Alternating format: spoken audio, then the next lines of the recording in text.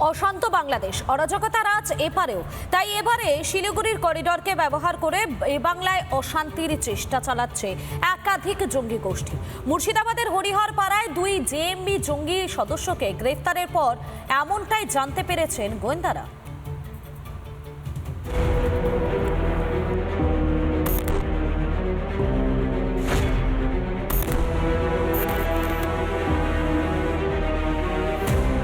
বাংলাদেশের একাধিক জঙ্গি সংগঠনের নিশানায় চিকেন স্নেক। শিলিগুড়ি করিডর দিয়ে উত্তর পূর্ব ভারতে নাশকতা ছড়ানোই উদ্দেশ্য জেএমবি, আইসিস বা কালেমা জামায়াতের। উত্তরবঙ্গের যে করিডরটা আছে, যেটা উত্তর পূর্বাঞ্চল ভারতের সঙ্গে যোগাযোগ স্থাপন করে, যেটা চিকেন স্নেক বলি আমরা, সেই অংশটিতে তাদের নাশকতামূলক কাজকর্মের সক্রিয় এবং নেপথ্যে থেকে ভারত বিরোধী কার্যকলাপে আরো বেশি সক্রিয় হয়ে ওঠা। গোয়েন্দা তথ্য বলছে, বাংলাদেশের অশান্ত পরিস্থিতির সুযোগ নিয়ে বাংলার জমির পরিধি বাড়াতে চাইছে সক্রিয় জঙ্গি গোষ্ঠীর সদস্যরা। তাই মালদা, মুর্শিদাবাদ ও আলিপুরদুয়ারকেই হাতানোর পরিকল্পনা।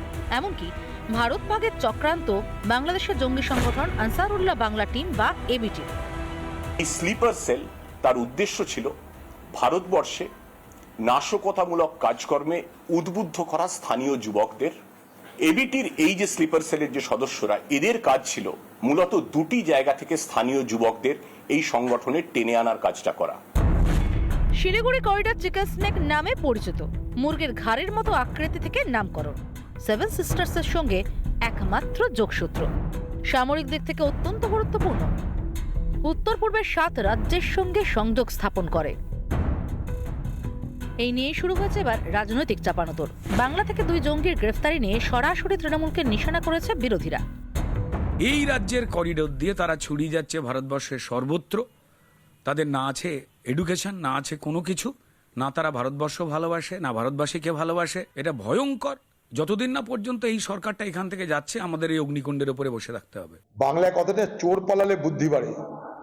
এখন ভারত সরকারের, পশ্চিমবঙ্গ সরকারের উভয়েরই ঘটনা ঘটার পর সতর্কতা বাড়ছে। চোর পালিয়েছে, বুদ্ধি বাড়ছে। পার্লামেন্টে আমরা একাধিকবার এই কথা বলেছি যে ভারতবর্ষ এবং বাংলাদেশের সীমান্ত আগামী দিনে আমাদের দেশের জন্য ভালনারেবল হবে। যে শিলিগুড়িকে তারা টার্গেট করছেন, শিলিগুড়ি করিডোরকে, তো সেক্ষেত্রে প্রশাসন কি করছে? ভারতবর্ষ এত বড় একটা দেশ, এত শক্তিশালী দেশ, প্রশাসনিক দায়িত্বপ্রাপ্ত রাজনৈতিক নেতা এবং প্রশাসকরা নিজেদের দায়িত্ব এড়াতে পারবেন না। দীর্ঘদিন ধরে ভারতকে ভিতর থেকে দুর্বল করার চক্রান্ত চালাচ্ছে একাধিক বিদেশি শক্তি। ভারতীয় সেনা, অন্যান্য বাহিনী ও গোয়েন্দাদের দাপটে তা স্বপ্নই রয়ে গিয়েছে। একে ফাঁকা কলসি, তাতে আবার আওয়াজ বেশি।